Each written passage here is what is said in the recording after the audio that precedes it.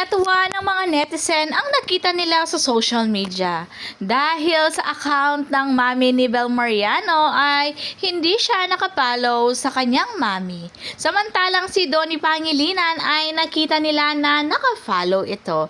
Sabi nga nila mukhang ang anak ni Tita Kat ay si Donnie. Sabi nga nila, hindi naman halata na gustong-gusto talaga niya si Donnie. Na kay Donnie Pangilinan na ang lahat, matalino at magalang sa magulang ni Bel Mariano. Sabi nga nila ay, nung una pa lang nakita ni Tita Kat si Donnie, talagang gustong-gusto na daw niya para sa kanyang anak. Ito ay galing nung he's into her pa. Halata naman na malaki ang tiwala niya kapag kasama niya si Bel Mariano. Safe na safe ang kanyang anak. Dahil nag-shooting na ang Don Bell, sabi nga nila, they were shooting on a different location yesterday and shoot was wrapped up around 5 a.m. today. So, nung madaling araw, nag-shoot sila.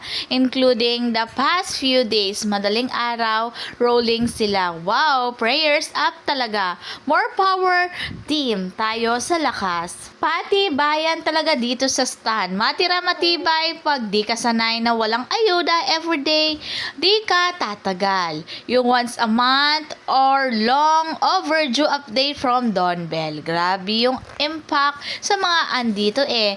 Every seconds is worth the wait when it comes to them.